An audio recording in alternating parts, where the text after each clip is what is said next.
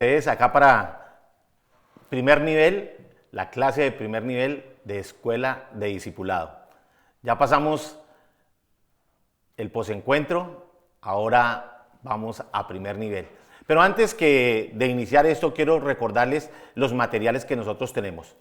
Primer término, quiero recordarles que cada uno de ustedes debe mantener su devocional diario.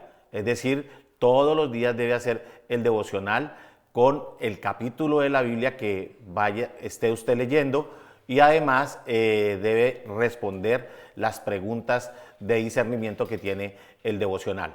Esto ya para usted debe ser un hábito, porque una disciplina es haberlo realizado durante 40 días. Después de que usted realiza algo disciplinadamente durante 40 días, se convierte en un hábito. Eso ya lo hablamos. Pero quiero presentarles el material. Este es el material. Vamos a ver seminario para adultos. Y esta es la cartilla que usted debe tener y que está disponible en la librería de la iglesia. Como les decía, tenemos apertura de la iglesia de los días martes a viernes de 10 de la mañana a 4 de la tarde, donde usted podrá acercarse para comprar sus materiales, para adquirir sus materiales mejor. ¿Qué más les quiero decir? Este es el nivel 1 de familia, que es seminario. Tenemos otra cartilla porque en esta ocasión vamos a ver dos diferentes materias, una que es seminario y otra que es doctrina, y esta es la doctrina, que es fundamentos, primer nivel.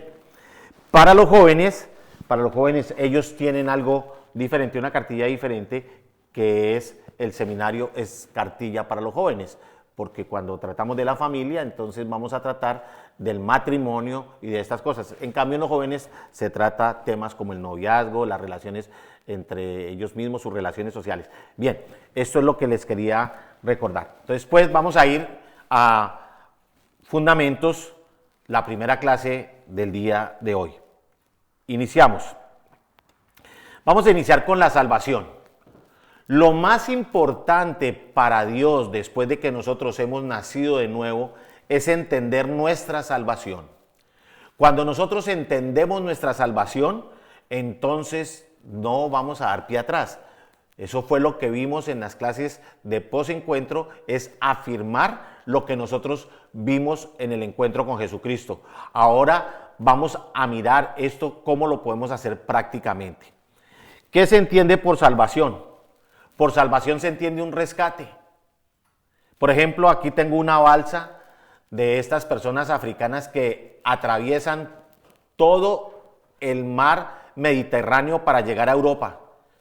Y ustedes pueden ver allí, y en sus cartillas pueden ver el número tan grande de personas en una embarcación tan frágil.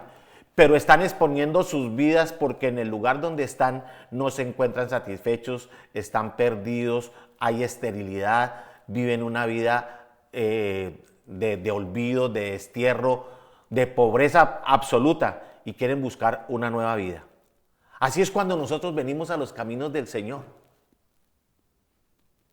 Muchas veces nosotros venimos en medio de esas zozobras y vamos a naufragar. Pero cuando llegamos a tierra firme, que es lo que el Señor desea, es cuando viene la gracia abundante de Él. Bueno, y vamos a ver qué es gracia abundante. Y vamos a iniciar por el primer punto. Esto nos dice Efesios 2, del 8 al 9. Dice: porque por gracia ustedes han sido salvados mediante la fe, no por algo que nosotros hayamos hecho. No porque por algo que nosotros hayamos comprado, no, fue por creer. Esa es la gracia de Dios, creer. Esto no procede de ustedes, sino que es el regalo de Dios, porque Dios fue el que envió a su Hijo para que muriera en muerte de cruz, para traernos las buenas nuevas de salvación, para que estemos hablando hoy nosotros de Él, para que estemos todos aquí hablando de Él y hablando con esa alegría. Porque esta salvación no fue por obras, para que nadie se jacte. Nadie puede decir, no, es que yo ya soy salvo y es que eso es por causa mía. No, Señor. Gracias al Padre. Esa es la gracia abundante. Y por eso es que nosotros vamos a tratar de la gratitud. En Hechos 8:20 dice, entonces Pedro le dijo, tu dinero perezca contigo porque has pensado que el don de Dios se obtiene con dinero. Nada. Nosotros no podemos comprar nuestra salvación. Dice la palabra del Señor que la salvación de una persona vale más que toda la plata y el oro de este mundo. Imagínense. Imagínense el precio que tenemos para Dios. Pero nosotros muchas veces no la valoramos. Y hoy estamos aquí para que aprendamos a valorar nuestra salvación, que es lo importante, es lo que es el tema de esta clase. ¿Qué significa en el diccionario español gracia? Dice que es don o favor que se hace sin merecimiento particular. ¿Sin qué? Sin merecimiento particular. Es una concesión gratuita. Pero ¿qué más dice de gracia? Dice, en el diccionario en español dice, en el cristianismo favor sobrenatural y gratuito que Dios concede al hombre para ponerlo en el camino de la salvación. Entonces, nosotros entendemos que ¿cuál es la gracia de Dios? Entonces es algo sobrenatural. Es algo que nosotros ni lo podemos explicar, pero que ahí está disponible para nosotros y que además es gratuito solamente por creer. Y eso nos conducirá a la salvación. Vamos a mirar lo que dice la palabra del Señor en descripción de gracia.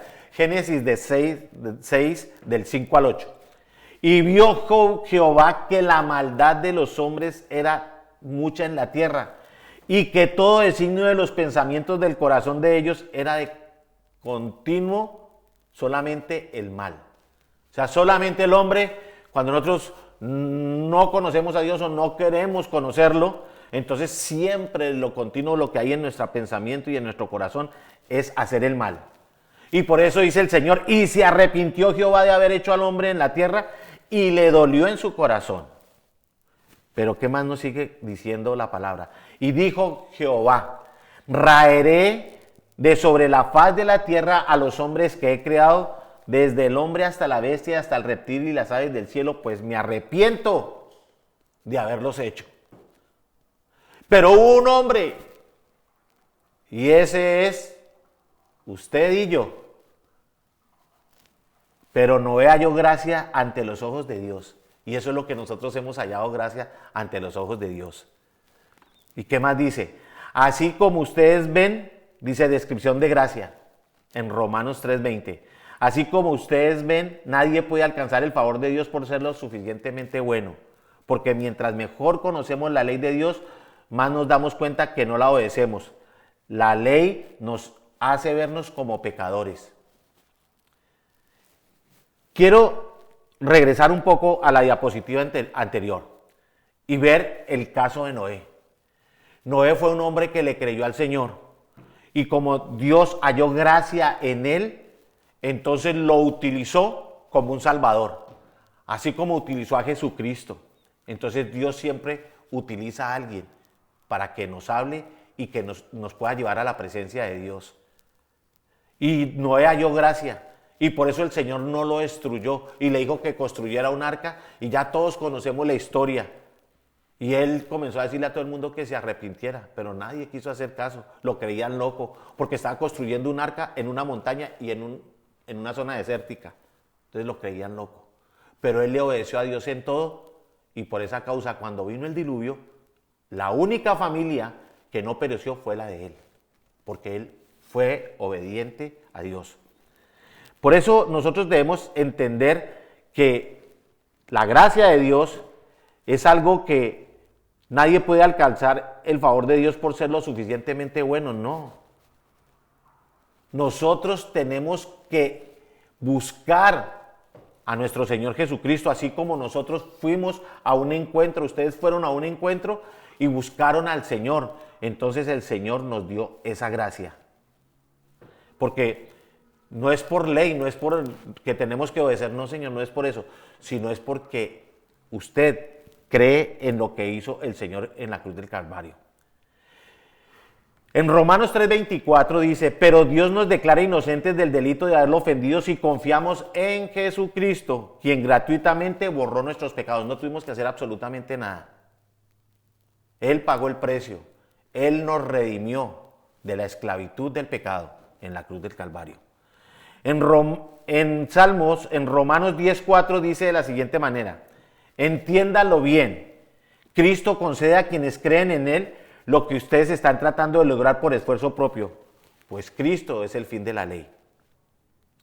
Y aquí es algo que le está hablando el apóstol Pablo a los religiosos, que lo están buscando a través de leyes, porque cuando uno es religioso, uno piensa que rezando, piensa que haciendo muchas otras cosas va a alcanzar, pero no, eso no es por eso. Cristo concede a quienes creen en Él, es únicamente por creer en el Señor Jesucristo, no más. ¿Qué más dice la palabra del Señor? La justificación es por la gracia. Dice, Salmos 85, 10 al 11. ¿Qué es justificarse? El Señor nos hace justos, ¿por qué? Porque nosotros hemos obedecido a Él. Por eso es que el Señor nos hace justos, porque lo obedecemos a Él. La misericordia y la verdad se encontraron, la justicia y la paz se besaron. La verdad brotará de la tierra y la justicia mirará desde los cielos. O sea, el justo es el que nos está mirando cómo es nuestra actitud. En Ezequiel 18:20 dice de la siguiente manera, y es un recordatorio muy importante que nos hace el Señor para que no volvamos atrás. El alma que pecare, esa morirá. Tremendo lo que dice aquí el Señor. El Hijo no llevará el pecado del Padre, ni el Padre llevará el pecado del Hijo. La justicia del justo será sobre él y la impiedad del impío será sobre él. Cada uno somos responsables de lo que hagamos delante de Dios, ahora más que nunca. Por eso si mis padres pecaron, pero yo he recibido al Señor, pues ya no va a haber condenación para mí, porque yo traía el pecado. ¿Cuáles fueron nuestros padres? Todos nacimos con nacemos con el pecado, ya porque eso viene en nuestro ADN, pero de la única manera de borrar ese pecado es recibiendo a Jesucristo. Recuerden eso, es muy importante. Esa es la justificación por la gracia, porque la única manera que el Señor nos perdona del pecado original, allí en el paraíso, la rebelión de Adán y Eva, el Señor nos la perdona únicamente es a través de su Hijo, el segundo Adán, el que vino y murió por causa nuestra, para redimirnos. Y no nos toca hacer ningún esfuerzo, solamente creer, obedecerle y caminar con Él. La justificación entonces es por la gracia, Romanos 5:8. Por eso dice esta porción de la palabra del Señor, dice, mas Dios muestra su amor para con nosotros en que siendo aún pecadores, Cristo murió por nosotros. Esa es la gracia del Señor para con nosotros. ¿Qué más podemos? Imagínense, ese es el gran amor de Dios, que aún siendo nosotros de lo peor, el Señor nos ama y nos sacó de eso y nos perdonó a través del sacrificio de su Hijo en la cruz del Calvario. En Romanos 3:28 dice, concluimos pues que el hombre es justificado por fe, sin las obras de la ley. O sea, nosotros no es porque obedezcamos una ley o porque hagamos ciertas cosas, no. Es únicamente por creer en el Señor Jesucristo. Por eso decimos estamos en el periodo de la gracia y el periodo de la gracia es por fe, por creer en Jesús. Así es que todos vamos a hallar la conquista. En Romanos 4:5 dice de la siguiente manera, ahora bien, cuando alguien trabaja, no se le tome en cuenta el salario como un favor, sino como una deuda. ¿Sí? Porque eso no fue un favor, es una deuda, o sea, es lo que tiene que pagarle su empleador. Sin embargo, al que no trabaja, sino que cree en el que justifica al malvado, se le toma la fe en cuenta como justicia. O sea, que si nosotros hacemos las cosas bien, de acuerdo a como nosotros hemos creído en el Señor y lo obedecemos, entonces no vamos a tener ningún problema. Eso será nuestra justicia, obedecer a Dios. Veamos esta diferencia que el Señor nos hace y que la podemos ver a través de la Biblia, porque el Señor siempre nos muestra los contrastes, nos muestra el lado negativo y el lado positivo, lo bueno y lo malo, siempre. Para el Señor no hay grises, para el Señor. O una cosa es negra o una es blanca. O una es maldición o otra es bendición. Pero zonas medias no existen.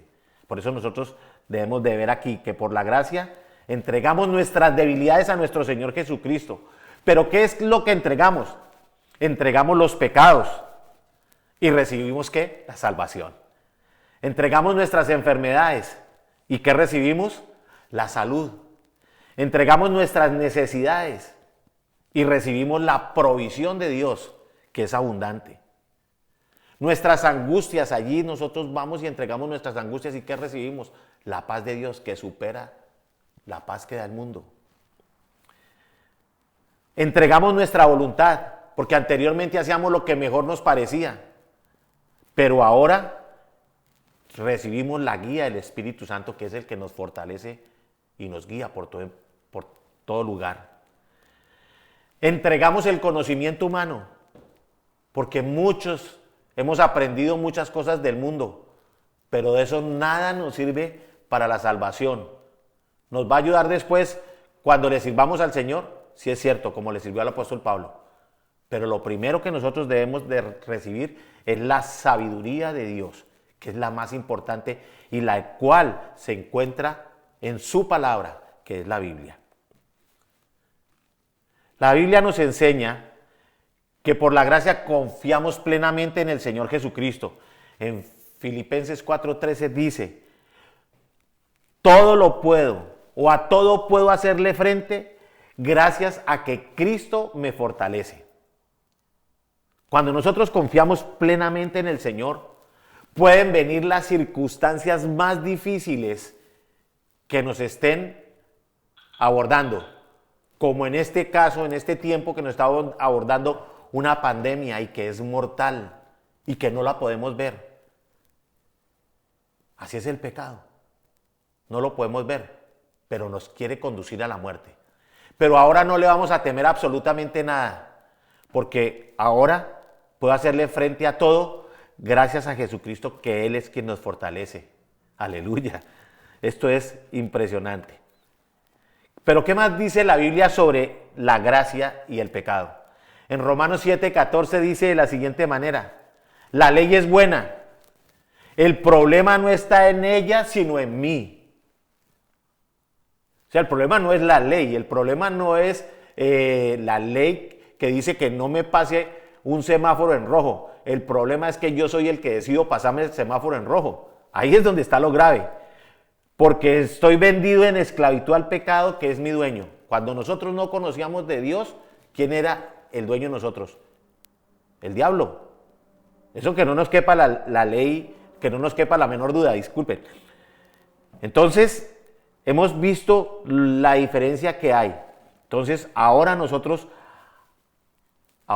amamos a Dios. Ahora nosotros obedecemos a Dios. Y por eso es que ya el pecado no está en nosotros. ¿Por qué qué? Porque en Jesucristo, con Jesucristo, Él anuló el acta con los cargos que había contra nosotros y la eliminó clavándola en la cruz del Calvario. Todo argumento que había en contra de nosotros, Jesucristo la llevó en la cruz del Calvario. Las enfermedades, la ruina, el odio, el rencor, el resentimiento, la falta de perdón. Todo, absolutamente todo, lo llevó allí el Señor en la cruz del Calvario.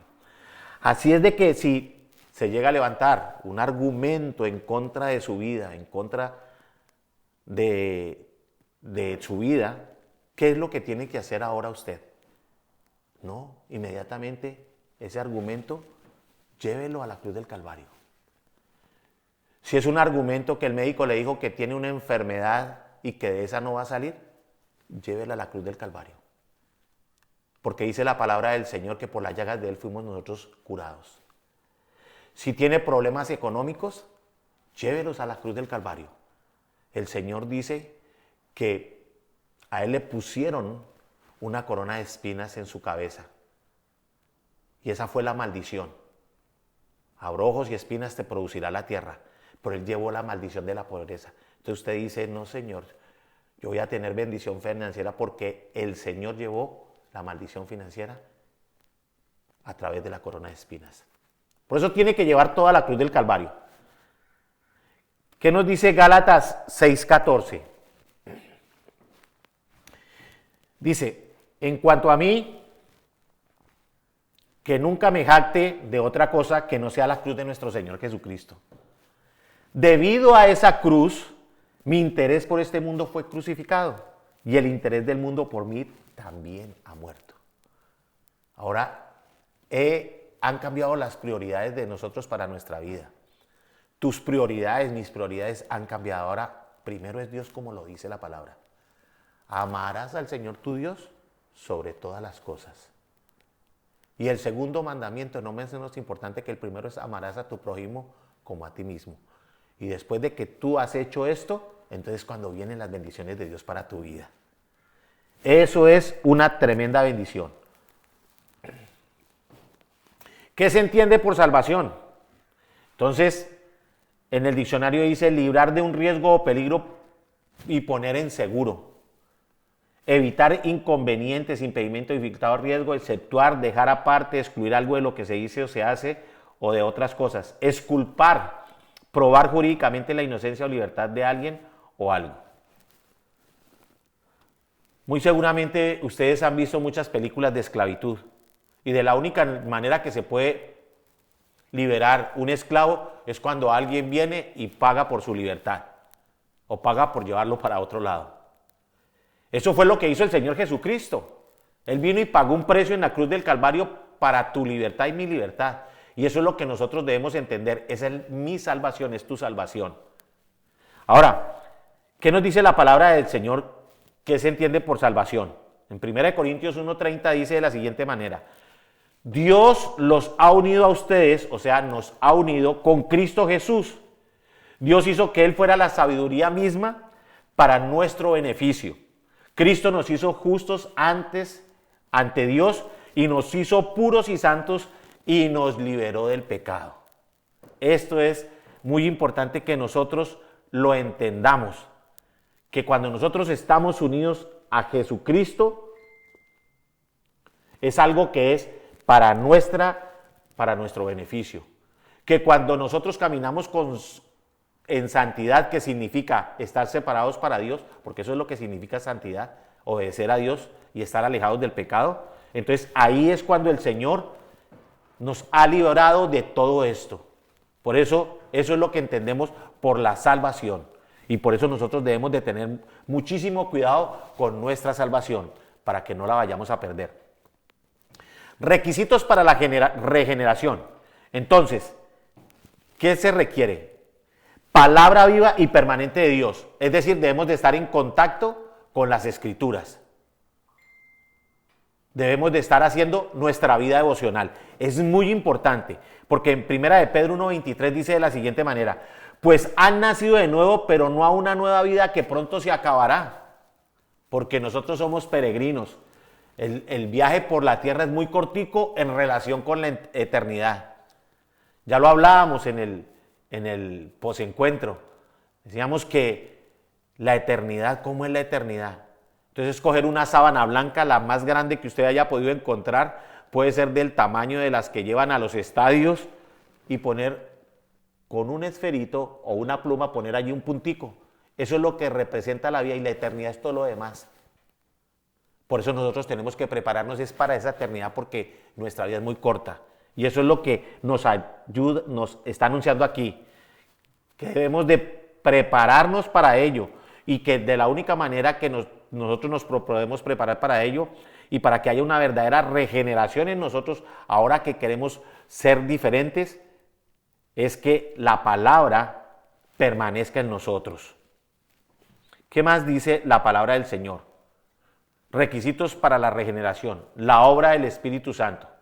Cuando nosotros hemos recibido a Jesucristo, el que gobierna nuestras vidas es el Espíritu Santo.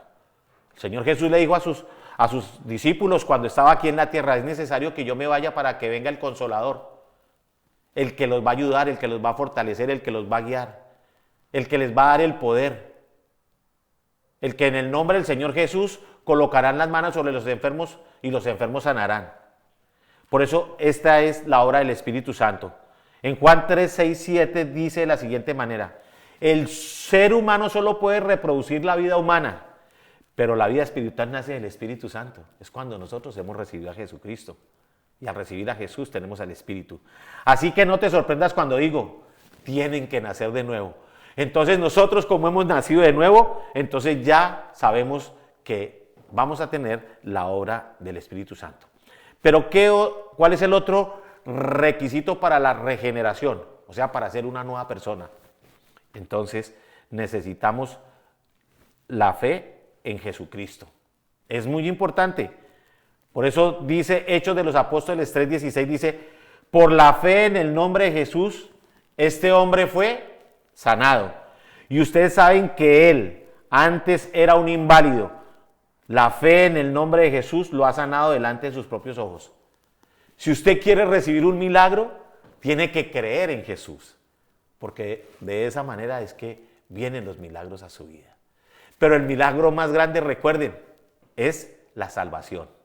Ese es el milagro más grande, la salvación. Y vamos a terminar. Concluimos este tema. Somos redimidos a través de la sangre de Jesús. Jesús restituyó lo perdido en el paraíso para nosotros. Tenemos que reconocer que somos pecadores. ¿Qué debemos hacer? Reconocer que somos pecadores. Y como cuarto punto en esta conclusión, aceptar el sacrificio de la cruz. La cruz del Calvario es mi libertad, es tu libertad. Nunca lo olvides, mi querido estudiante. Deposita toda tu fe en nuestro Señor Jesucristo. De esta manera habremos alcanzado la salvación. Nos vemos en la próxima clase.